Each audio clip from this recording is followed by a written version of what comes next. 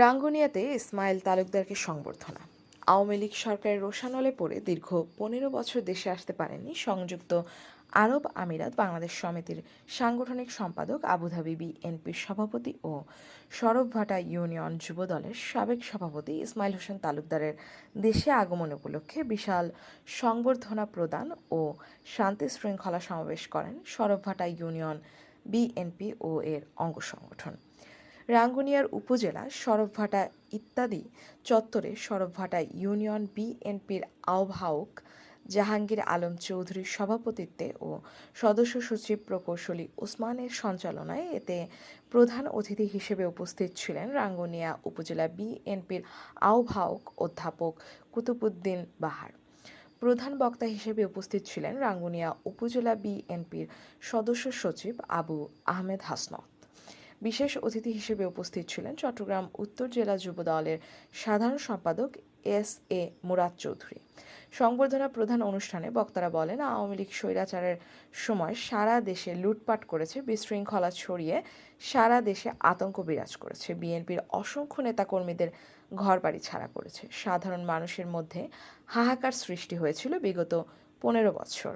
ছাত্র জনতার গণ অভ্যুত্থানে স্বৈরাচার হাসিনা পালিয়ে গেছে। এখন আমাদের সকলকে দেশকে এগিয়ে নিয়ে যেতে হবে।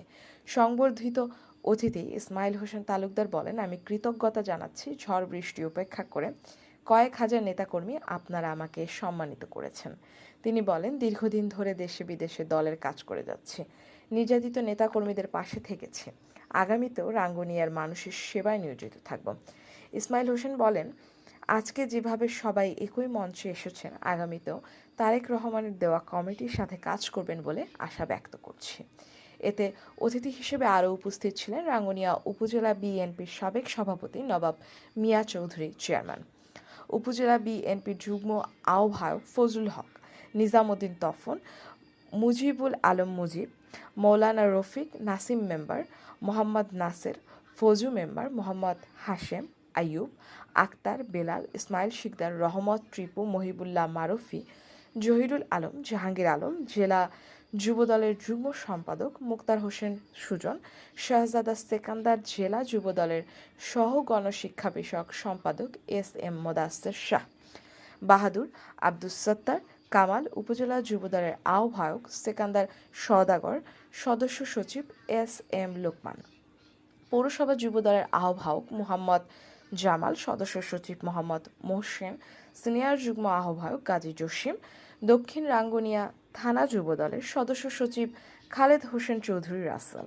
পৌরসভা স্বেচ্ছাসেবক দলের আহ্বায়ক মোহাম্মদ কামাল, উপজেলা স্বেচ্ছাসেবক দলের সদস্য সচিব মনি তালুকদার, জেলা স্বেচ্ছাসেবক দল নেতা মমিন শিকদার, ফরিদুল আলম যুবদল নেতা মোজাফফর চৌধুরী, আজিজুল হক লিটন, টিফু চৌধুরী, শোয়েব কাদের, সোহেল, খায়রুল ইসলাম, মোহাম্মদ জাহেদ খোকন, ইয়াকুব নিজাম, জেলা ছাত্রদল সহসভাপতি মোহাম্মদ গিয়াসউদ্দিন, তৌসিফ চৌধুরী, কাজী সোহান ইকবাল, রাঙ্গুনিয়া পৌরসভা ছাত্রদলের আহ্বায়ক সাইফুদ্দিন তালুকদার, মীর জুবাইদুল ইসলাম রনি, কপিল চৌধুরী, ইস্কান্দার ফারুক, আবুল কালাম, নজরুল, প্রবাসী বিএনপি নেতা মোহাম্মদ হোসেন তালুকদার, মহিবুল্লাহ, মোহাম্মদ হেলাল, মোহাম্মদ সেলিম, আহমেদ সোফা, আকবর, লোকমান।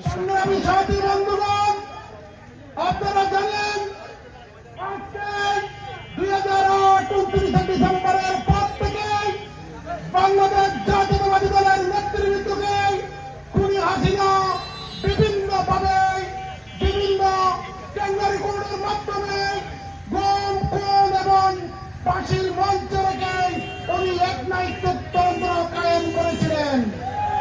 তার ধারাবাহিকতায় বাংলাদেশের ছাত্র সমাজ 5 আগস্ট এই দেশের সংস্কারের মাধ্যমে, কোন সংস্কারের মাধ্যমে খুনি হাসিনাকে উৎখাত করে বাংলাদেশে একটি সুশৃঙ্খল তত্ত্বাবধায়ক সরকার প্রতিষ্ঠিত হয়েছে।